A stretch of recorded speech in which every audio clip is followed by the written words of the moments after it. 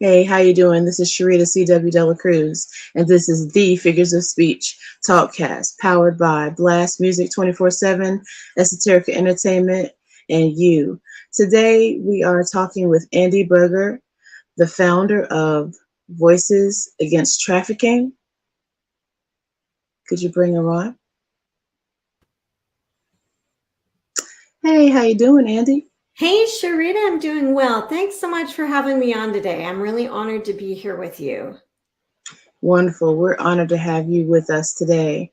We appreciate you coming on and sharing the information and the content about Voices Against Trafficking and your story. Could you tell us a little bit about you? Where are you from? Absolutely. My original home was Inglewood, California, home of the original Lakers. Yeah, Yeah, Mr. Clutch, Jerry West. that's Uh, right.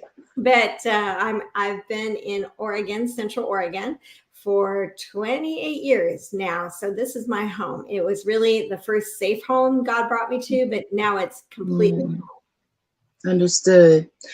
Delving right into um, you said safe home. Could you give us a little bit of insight into what you mean by that? Sure. I did not grow up in a safe home. In the early 60s, there was no talk of child abuse or trafficking or any of those terms because people kind of kept that stuff secret. They swept it under the rug. Mhm. They ignored it. You know, families didn't talk about that special uncle or whoever. And so in those days, I didn't have any place to run to. So from six Mm. months old, to 17 years old, I was actually trafficked by all immediate family members and some extended family members. And my birth mother was the primary predator. And so she Wow. was, as I call, the orchestrator of all evil in that family. So My there was nothing safe. goodness. God bless you. Well, thank you. He certainly has. And I'll tell you that when God wants to speak to a heart, it doesn't matter how young or how old that heart is.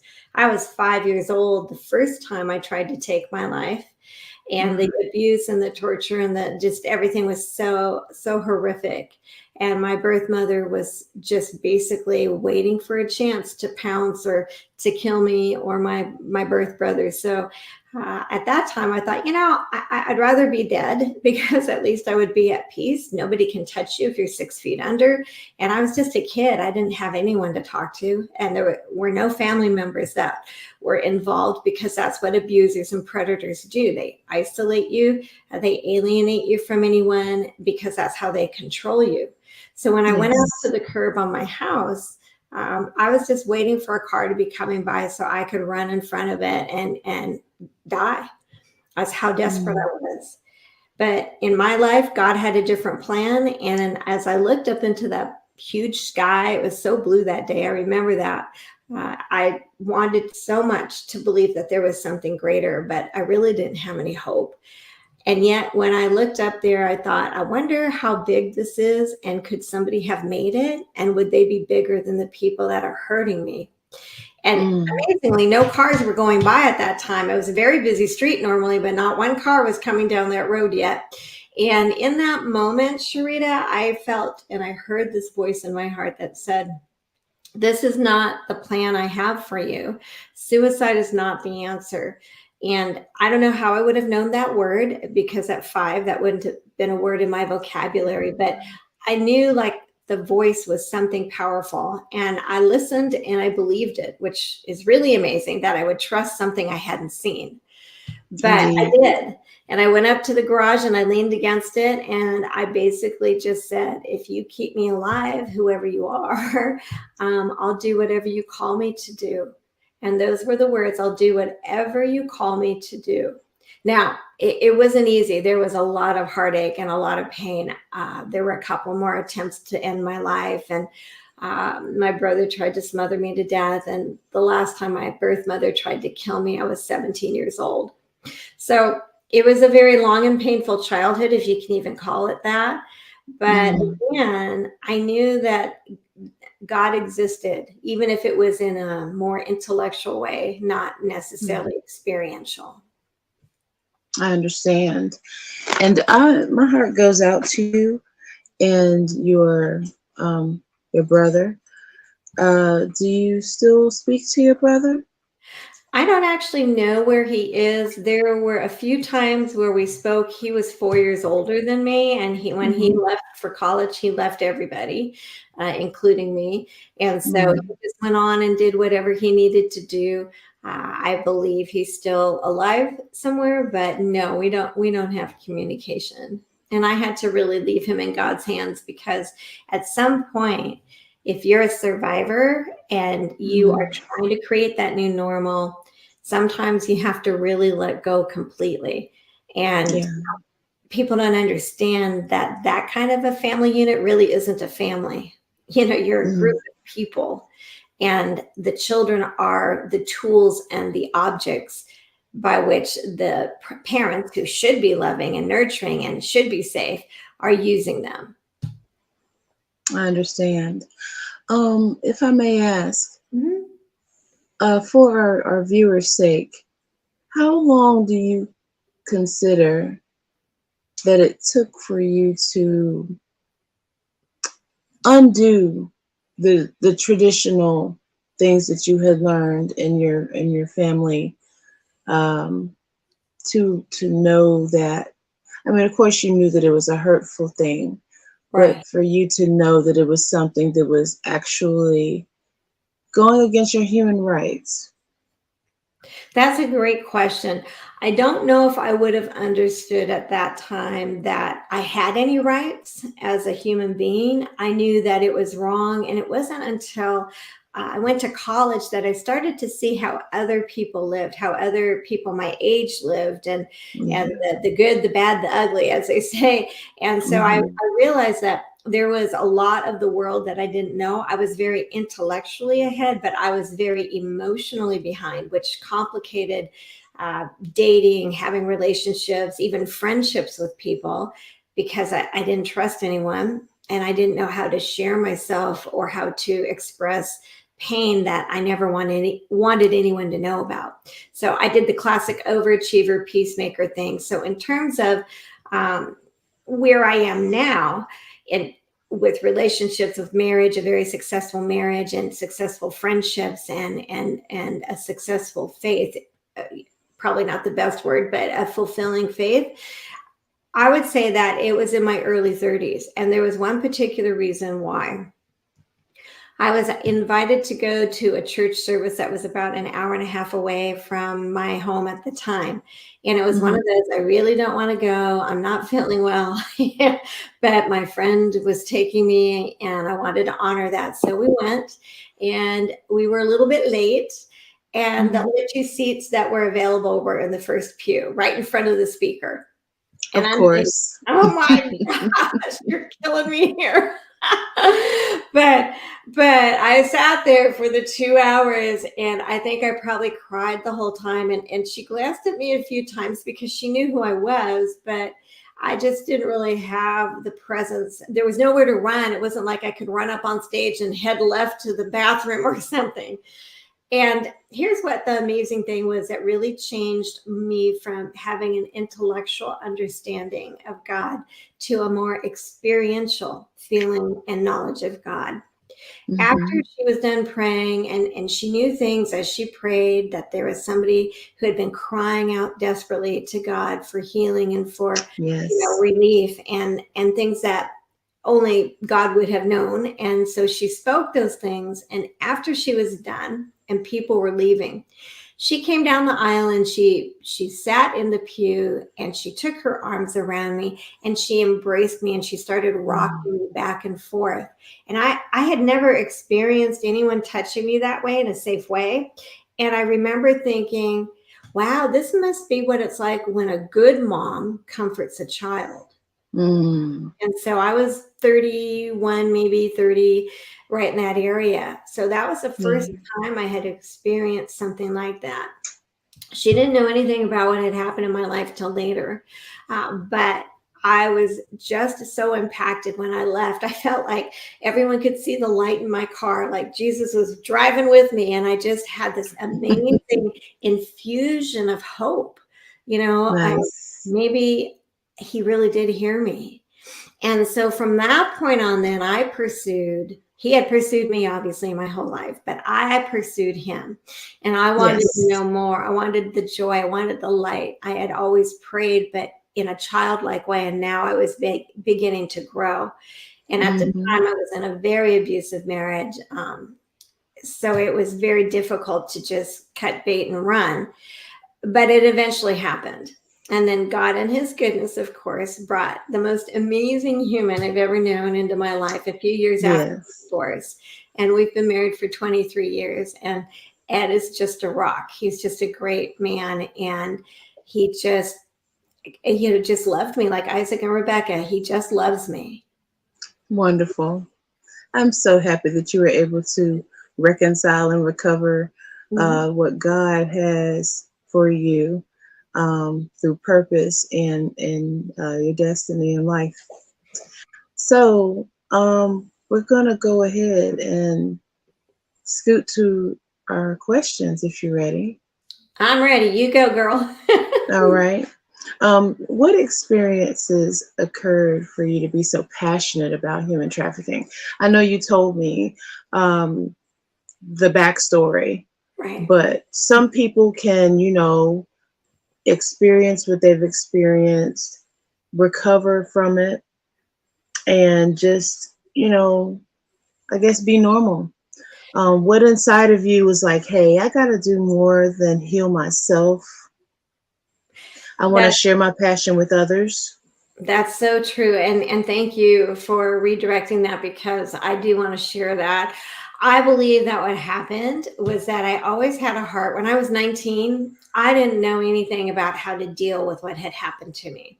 And I really didn't Yes. know how to live forward either. But what I did know was I never wanted to have a child of my own because I thought the only way I can stop the Mm. evil, which as many people know can be transgenerational, it can go from generation to generation. So I thought if I never had a baby, then no more evil could come from this lineage. And but of My. course, at 19, there wasn't a doctor I went to that would actually take care of that, so that I could never have a live birth. So I thought, okay, what else can I do? Because my heart, I saw other broken people, maybe not the same way I had been, but I Hmm. wanted so much to help others not hurt, not be lost, not be treated disrespectfully, not be hurt because someone else was bigger or was a bully. So that nature of mine kept getting stronger. So after college, I took a year and I thought if I go to law school, right, I could save a lot of people. I could help people Mm. that are hurt. But when I went, Absolutely. yeah, when I went to law school, guess what? It was not what I thought. It was not God's justice. It was about power and money and this and that. And so I just Mhm. decided that, okay, I'll take my law degree, I'll go back to business and then try to create some kind of success so that if I'm okay, I'll have the resources or the ability to help other people. And that's exactly what I did. And in doing that, what happened, started working with, I started working with kids that were not in great shape because their parents were rehabbing. And so I would help them at this halfway house. And I just knew I had to help kids. But at the time, I didn't have a plan. So Right. married my ex-husband, did not have the same ideals. And of course, there was abuse involved in that. So it wasn't until Hmm. after we divorced that when I married Ed, uh, I had this amazing person that was supporting me, loving me. And I was very successful in business as a corporate trainer and as a lot Mm. of different things. But in 2008, a massive head injury changed all of that. I couldn't work. Mm. I lost a year of memory. I was barely functioning. I knew long term things, but I couldn't remember the second before the next second. So Wow. suddenly, yeah, my world changed. And I'm like, oh my gosh, what am I going to do? Why is this happening? And no one really understood concussions and brain injuries, like massively injured brains, like mine was at that time. But that was the fourth of what has now become 10 brain injuries. So that one was a massive one. But Sharita, what God did in that time, he used it to show me that my heart's desire to help other people not suffer the pain I did, no matter how old, but especially children, 18 and under, in that area, was so great. A friend of mine said, Andi, what do you want to do? What do you really want to do in your heart? Well, I want to help people not feel like they have no value or worth. I want them to know they do have a purpose and a plan and a worth in God's eyes, but also in the world, that they can be whole even if they've been broken. She said, okay, right. let's put a website up. And I'm like, what? She said, let's put a website up. What do you and Ed want to do? And so Ed's mom, I didn't get to meet her before she died, but her name was Beulah. And in the Bible, of course, Beulah land is that place kind of between heaven and earth. And I thought, well, aren't broken people and kids in between that place of, broken and whole? And if they don't have that middle piece, right, who's going to help them? So we called it Beulah's Place, and we established a very creative safe house system where we could rescue at-risk homeless teens off the street and then help them get reintegrated back into community with jobs, with high school degrees or GEDs, and a future and a hope. And that's kind of how that manifested. Again, I had to do a lot of work. I had to go through a lot of counseling, and that's not always popular in churches. At least it wasn't then. But that massive brain injury created the opportunity for me to figure out, what can I do? What is my purpose? And from that point on, it just became a passion. Like, okay, one was great, but what about another victim? What about another teen? What about this person? And of course, many times when you're doing work like that, most of the volunteers have also been broken, or they have experienced brokenness in their family. So it was necessary. It's almost necessary.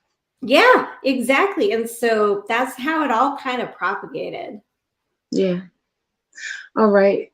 And so that goes right into my next question. Tell us about Beulah's Place. You began to go into it, the establishment of the name and what it meant to you. Does it still exist? And did it start with assisting children of all genders? So when we started in 2008, we raised money. We became a 501c3 nonprofit. It ran for 14 years because when COVID happened, and in Oregon, unfortunately, the leadership of the state was not pro-children's centers and things like that. And even after COVID, we realized that we can no longer manage the building financially. But people were scared, they were nervous. And so we had to sell the building, and our plans to have the center where young people could come, like a day shelter almost, but with different programs, tutoring, job skills, food, a bed to sleep on for a while, things like that. And that was very heartbreaking. But at the end of those 14 years, we rescued over 300 plus teens, and that means 300 plus generations with all volunteers. We had no staff. We pretty much did everything. We provided counseling, education, jobs, transportation, medical, dental, just about anything, legal help when needed. So all of that was provided through the community, which was amazing, and grants, from corporations and businesses. So when that was ending, and my health was not super good at the time, I have autoimmune issues, and so my organs were starting to fail again. God inspired another nonprofit called Voices Against Trafficking, because he knew that door was going to close with Beulah's Place, and another door had to be opened to continue the plan that he had, right, for me and for these young people. But to your point, yes, we accepted all kids. It didn't matter where they came from, what their preferences were. At that time, it wasn't as big an issue as it has been in the last couple of years. But either way, if it was a person that was hurt, 18 or under, or 18 to 21, actually, we weren't licensed for minors, but we help the 18 to 21-year-olds mostly. They're the ones that are on that brink of either replicating where they came from and what was done to them, or possibly making a step forward if they have help, or falling into the system criminally or otherwise. So we wanted to get them as legal adults and make sure that the stuff that had happened would not get in the way of them creating a new future for themselves. And we actually had 12 that had graduated university because we were able to establish scholarships for them. So from home Nice. to college graduate to career people, some of them are young moms now. It was just amazing what God did. And that was really hard. But what we're doing now is even greater because it's a greater work and with unlimited tent pegs. Gotcha. So what is Voices Against Trafficking? Tell us about that. Sure. Voices Against Trafficking is like a network of networkers. So think about the hub of a wheel, that would be us. And then all of the spokes of the wheels are individuals like yourself, media members, churches, other nonprofits, legislators, healthcare professionals, any human being that wants to be part of the solution and says, add me to the roster. I add my voice. I want to be part of the solution and I'm with you. So those spokes, right? The more spokes you have, the stronger the wheel, the farther you That's can right. go, right? Yes. We want to go really far. And we have some charter members who started with us. And we were really blessed that we were able to launch on Capitol Hill back in 2019. We had a lot of support from both sides of the fence, so to speak. But again, Voices Against Trafficking is not political. It's not religious. We don't believe in left versus right. We believe in right versus wrong. Because human trafficking, domestic abuse, child abuse, anything that violates a human being's rights, and especially their person, is wrong on every level. Yes. And Yes. it's not regardless of gender, regardless of socioeconomic status, regardless of culture, because at that point, we are all human beings. That's right. So that is amazing. That is absolutely amazing. And the whole vision that you had, just having it come to fruition, I'm sure it was exciting. But did you have any opposition? Like people who were like, yeah, Andi, what are you doing? You want people to really know what's going on, and you know how you get the naysayers out there who stand in the way of your vision. Yes, there are always people that will look at what you're doing for whatever reason. And we told this to the youth we worked with too. There's always going to be somebody who thinks that they should have what you have once you're successful, or that think that you shouldn't have or shouldn't be doing. But at the end of the day, it's your choice. And so don't let them into your circle, so to speak. Well, for us, yes, Ed and I had some death threats from a couple of people that were not happy. We had 2 women, 2 young girls that had boyfriends or partners, and for different reasons in the early days. And we just accepted that, God brought this to us. God's going to protect us. We had people that tried to discredit me, that out of jealousy or I don't know what, because we won grants that some other people didn't win. But it was just the way it was, right? That was God's favor to us. It wasn't a competition against anyone. In fact, we were very generous, and we still are, even as Voices Against Trafficking, for other organizations. If we can help in any way within our realm of what we do, we do that. We want to share whatever blessings we have. However, the blessings have to go to the people we serve, to the voiceless, to the downtrodden, to the brokenhearted, to the unsheltered, whoever is in that mix. So Voices Against Trafficking is mostly propelled to do a few things. So one is awareness. We have to create greater awareness in our neighborhoods, our communities, our legislators, our nation, around the world. Greater awareness so people understand not only what it is, but how devastating it is. Not the way we show human trafficking in movies. Okay. Which is not a bad thing. It's just, it's not always realistic, because predators look like your librarian or your dentist, or they're not what you see in the movies. That's right. Yeah. So they can look totally safe. They seem like they're very nice. They know how to blend into communities, but they can be just as much a predator as any of the ones that are portrayed. So awareness, and awareness brings prevention, and prevention is always the best way to stop a trend or stop a tidal wave like human trafficking. If we prevent people from becoming victims, the predators have nothing to use, right? They have no human product. After prevention, we want to inspire action, even to that poor parent out there that's stressed out. Maybe they're a single parent. They don't have money. They don't have time, but their heart is big and they want to help. So we have ways that they can do that too, even by adding their voice to our roster at voicesagainsttrafficking.com, which is just a way of saying, I'm with you. I support you. And I want my voice on that roster, because when we have a million names, Sherrita, guess what? We're going to be knocking on some doors, and we're going to be able to say, we have a million potential voters, or we have a million potential participants in this, whatever it is. But there are people out there that are good. But the good people need to know who the black hats are, who the predators are, what they're doing. That's right. May I interject? I just would like for you to give our viewers a little clarity. People generally think that human trafficking is about sex workers.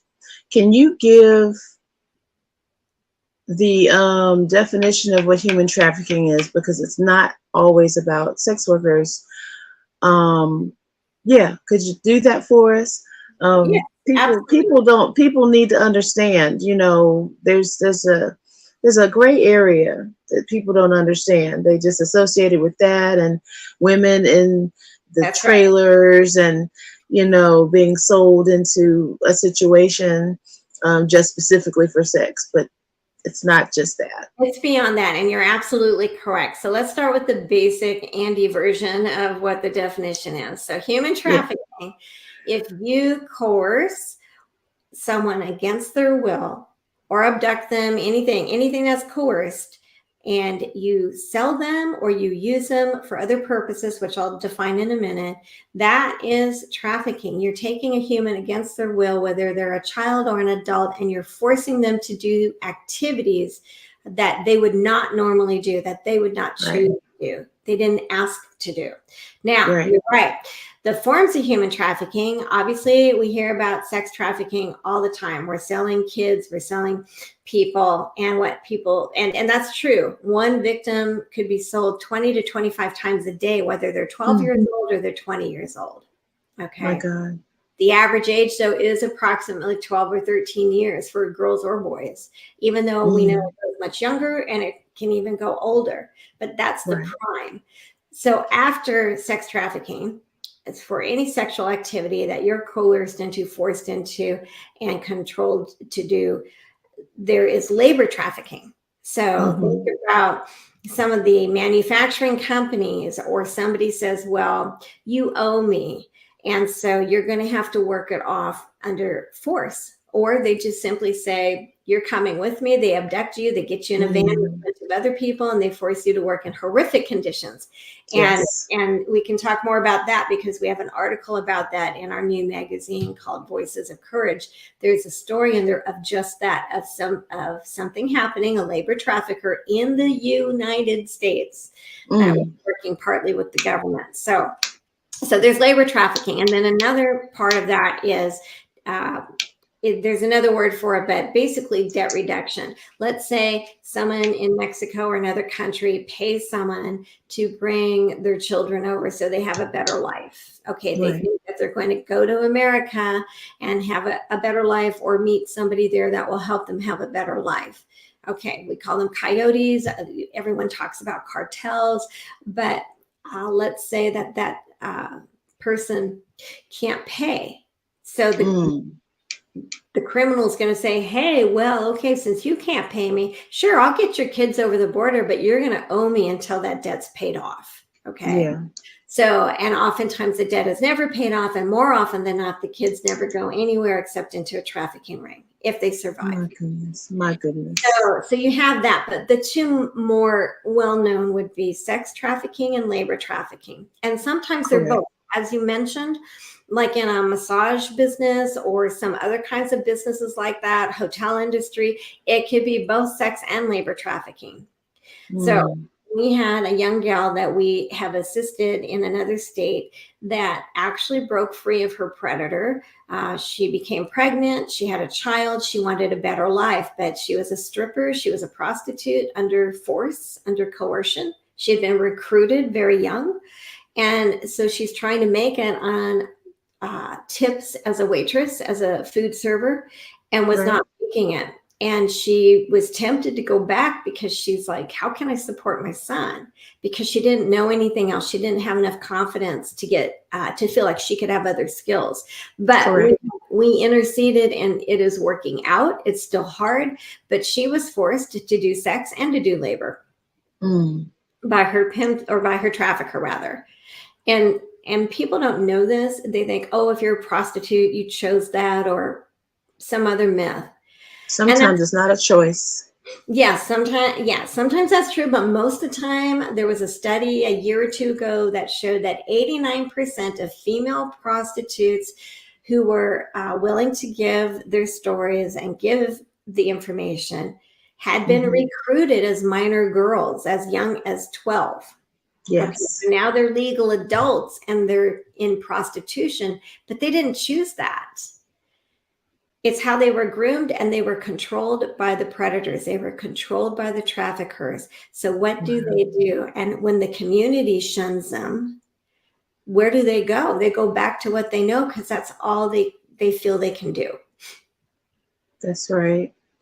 So much information. We're so grateful to have you here on the Figures of Speech Talkcast. What has Voices Against Trafficking accomplished since its inception?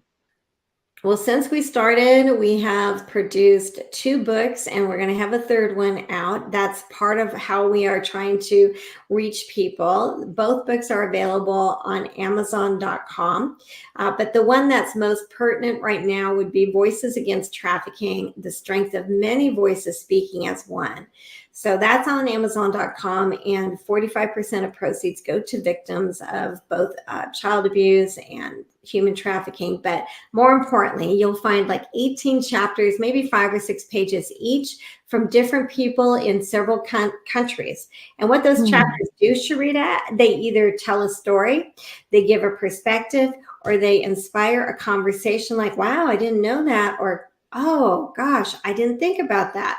And we want to inspire those conversations because our age appropriate children need to know that too. So it's a great handbook for schools to have, mental health, a home library. Everyone should have a copy of something like that, even if it's not ours, in their home. So that was one thing. And our 2nd edition will come out early next year.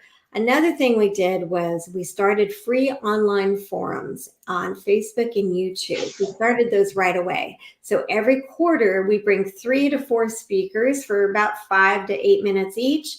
And it's free on Facebook and YouTube. People can go look those up under Voices Against Trafficking to see the one we just did in September. But again, you're hearing how to be inspired to action, or you're hearing, wow, okay, I didn't know those statistics, or this is a terrible thing, or the foster care, or the educational, or whatever the topic is. It's all related to the trauma, to the action of human trafficking, to the recovery and healing, or to the impact on community. And that's what those international forums are for.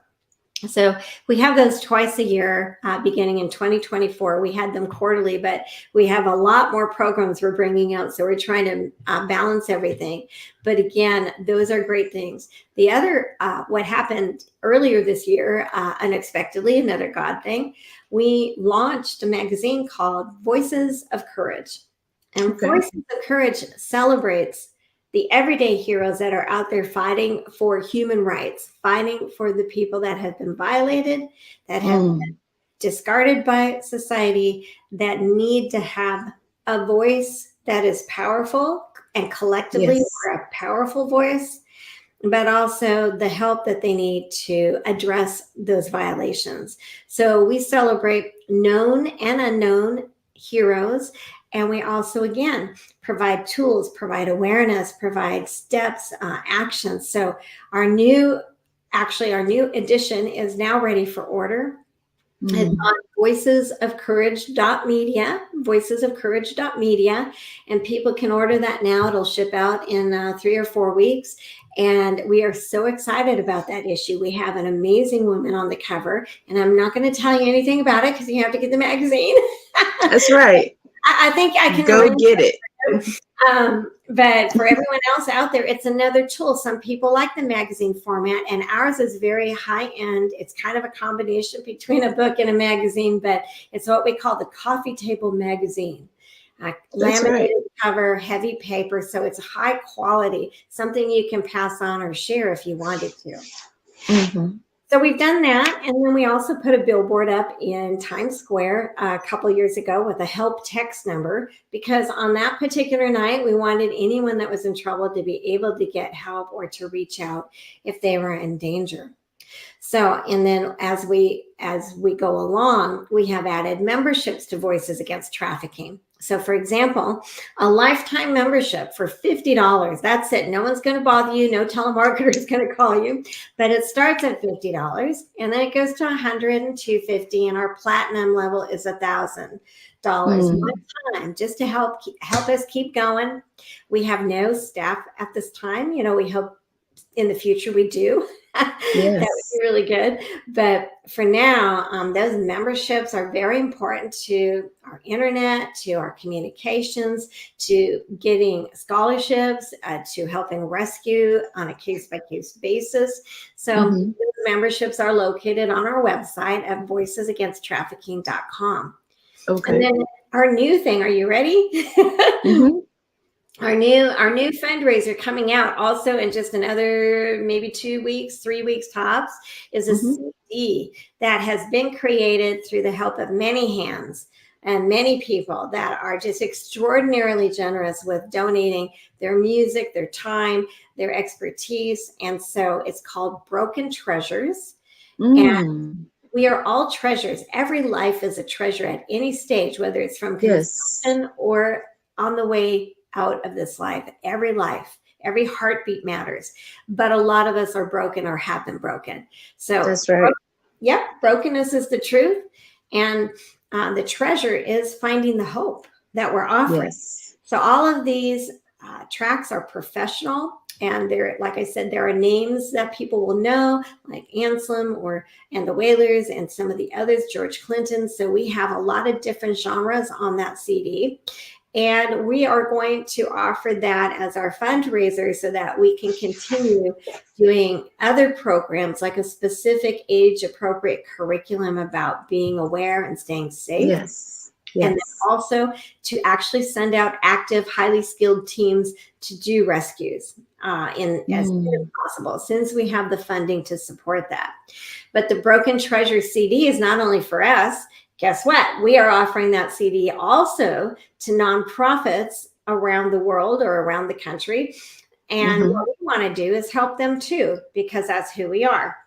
That's we right. want to get the message out about being unsheltered, being hungry, being abused, having mental health issues like PTSD, post-traumatic stress disorder. All of those issues cause brokenness, and there are other issues, but those are usually the main ones. So we want other organizations that need to raise money so they can keep doing what they're doing. And we're going to give them the CD, and they can definitely offer it to their constituencies and to their databases, and they will receive a nice percentage for every unit that they sell. So it's a win-win that way. The whole idea is to get out there and help the broken. That's right. Just to let you know, even in the I'm in North Carolina, and the city that I'm from is called Greensboro.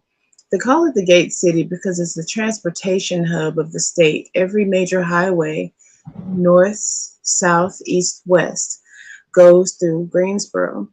So that makes Greensboro one of the highly traveled or highly regarded human trafficking areas in the state and in the southeast. So human trafficking is not something that is I guess is taboo, Mm-hmm. you know, but yet people in this area are, I guess, like you would experience as well. People want to help, but they don't know exactly how to. That's right. How would you, enc- if you could give someone some encouragement if they came to you and said, "Hey, I want to help," Mhm. or "I want to establish some channels in order to help people in these circumstances," what's information or encouragement would you suggest to them? That's a great question. And what I would start with is we have helplines and hotlines for human trafficking, child abuse, suicide awareness, alcohol and drug abuse, or drug needs, all on our website at voicesagainsttrafficking.com. So I would suggest Mhm. first put those numbers in your phone today, because being prepared will help prevent. And what I mean by that is you run across something, you're not sure who to tell, who to talk to, you can call that number, and in anywhere in the states they will find help, or they will help direct you as to how to report, or what to look for, what to be aware of. So that's an easy one. The second thing is, for people that want to help, they can definitely go to their community, find out from the local law enforcement if they're even doing anything about this issue. What Yeah. are ways that we can be more aware? Can we bring training in? Voices Against Trafficking offers free virtual training on the Be Aware, Mm. Be Safe program. So anyone can access that or can contact us through the website, and we will set that up. We're going to do a big training on Monday, actually, and we're going to be able to train people in another state that run a nonprofit for domestic abuse survivors. And they want to know more, and they want to know about trafficking. So we're combining those issues together. So use the Gotcha. speakers we have. Yeah. We have a bunch of speakers on our website under charter members. And again, most of them virtually will speak for free or help out. In person, of course, that's a different situation. There could be some cost, but we are here to help the community and learn. Another thing to do, volunteer. We're going to need a lot of people very soon that are willing to maybe take flyers or to do more sales type thing. Call people and say, hey, there's a CD out there and we want you to help support the program. Maybe they want to do that. Maybe they like talking to people.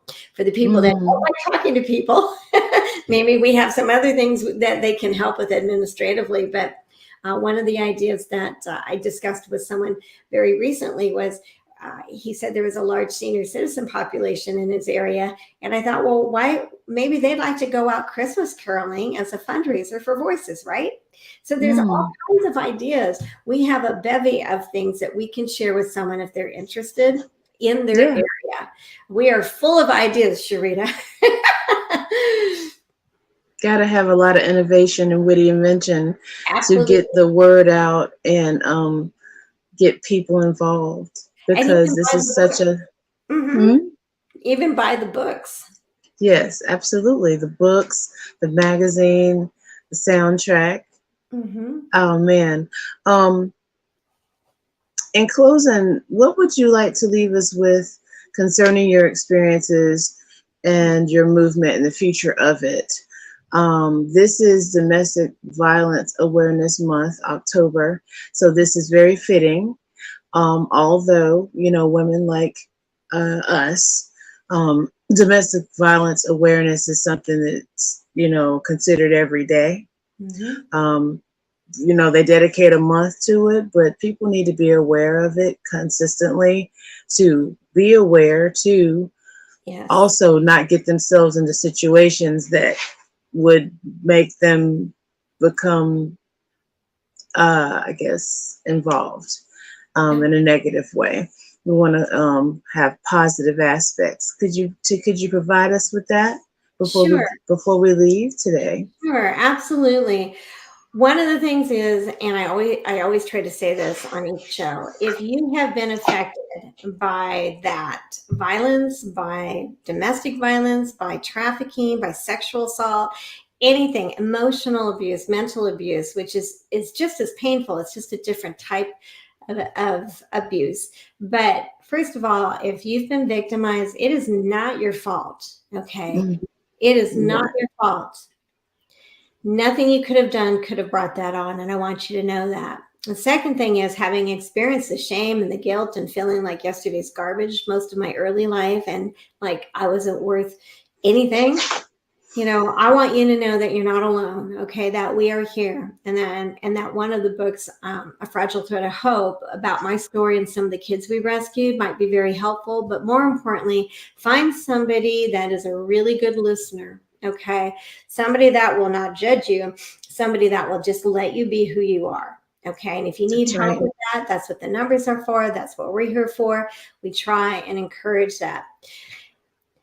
Since it's domestic violence abuse, if you raise a hand to anyone that is more vulnerable, that is inappropriate, that is out of anger, I ask you to stop that, because there are more people looking and watching now, and more people that are getting encouraged to take action. So you have a choice to stop that. If you're on the edge of stress, financial stress, all the things that happen in the world today, we're a little sideways out there right now, but that is never a reason to hurt a child, to hurt an animal, to hurt anybody on purpose out of that anger or that frustration. So please call one of the numbers, get some help, and let's not do that. So that part is done. But for the real finish, you know, I would encourage people, go to our site, get some information. We're going to have a brand new site out in a couple of weeks or sooner, but the one that's up there now has a lot of good information. And if you have questions, email me directly. You can go to contact and you can reach me through that site. But also consider a membership. Consider saying, you know what, I can give up one latte a week or something, you know, and make an impact, because I'm going to be a life member. I'm going to go on record saying, I want to be part of the solution. Because our memberships, all the tools we use, those go out to thousands of people, and we need to support that so we can continue reaching them. One of my goals is to get the next book out to every member of Congress and hopefully make an impact that way, right? You can only try. But again, there are a lot of goals. We want the education program. We want to put a special kind of shelter in every state. So we need corporate sponsorships. We need every person, whether it's $1 a month. I had a lady who had a fixed income, and God bless her, because when we had all those kids, her $5 a month added up to $60 for the year. And that was that was gas for the month for one of our kids. It was groceries for a couple weeks. I mean, we stretched a penny. So there is nothing too insignificant to contribute. And if you don't have the dollars and you have time, find a youth shelter. Be one of those watchdogs or neighborhood watch type people that just show up and kind of sit in the park and look at things and make sure the kids are safe. Nobody's out there trying to hurt them, or show up at the basketball court or the youth center. We want more people out there, because no matter how much law enforcement we have, they can't watch everything and be everywhere. But we can add our eyes, and we can add our time, even an hour a week, 2 hours a week. Go and be a watchdog, whether you have children or not. Indeed.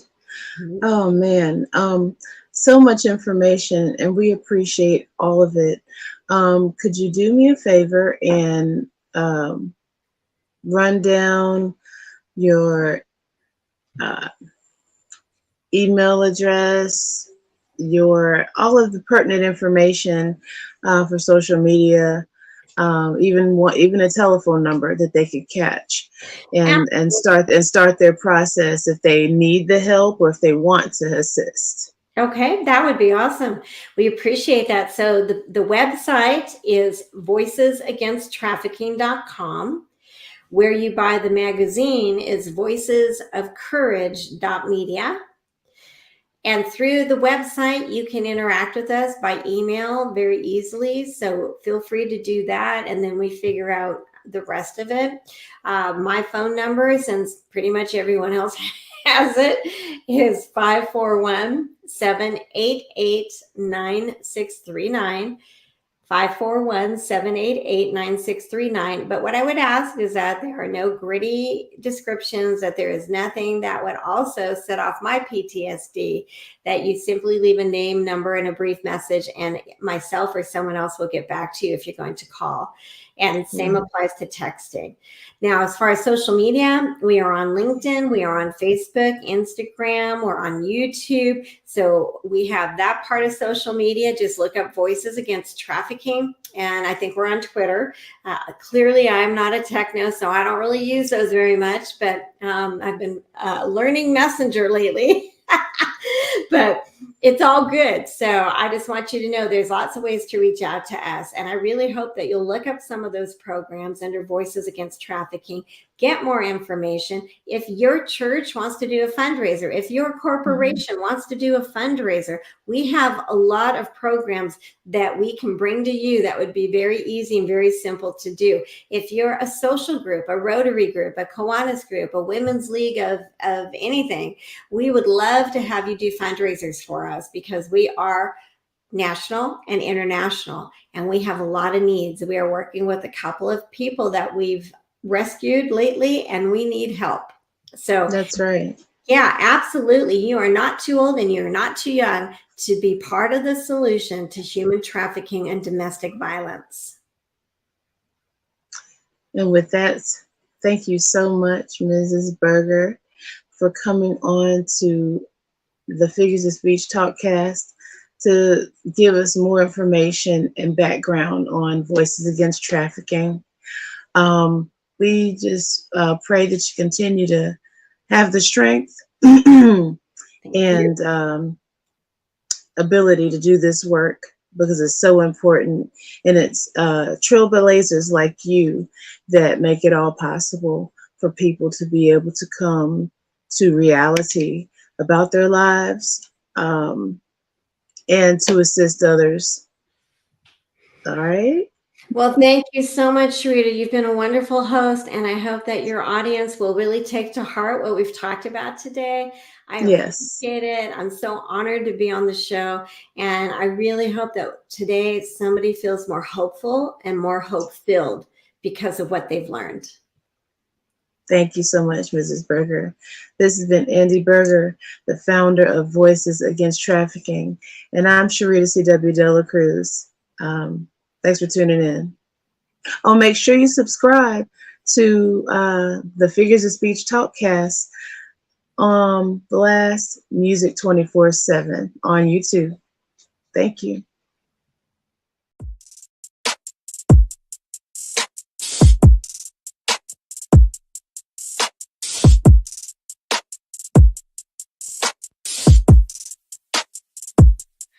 You can steal my pictures, try and use my name, acting taught just like me, but you'll never be the same. Looking in the mirror, not liking what you see. Why would you sit here and lose your identity? So go and waste your day, throw all your time away. You'll never get too far. No one will hear what you say. It's so sad to see you waste your energy instead of being you. You try to be like me, try to be like me, try to be like me. You try to be like me, try to be like me. You're looking so dumb and acting such a fool. I would have lifted you up, instead you have no clue. Looking in the mirror, not liking what you see. Why would you sit here and lose your identity? So go and waste your day, throw all your time away. You'll never get too far. No hear what you say. It's so sad to see you waste your energy. Instead of being you, you try to be like me. Try to be like me, me. Try to be like me. You try to be like me, me. Try to be like me. Try to be like me, me. Try to be like me. You try to be like me, me. Try to be like me.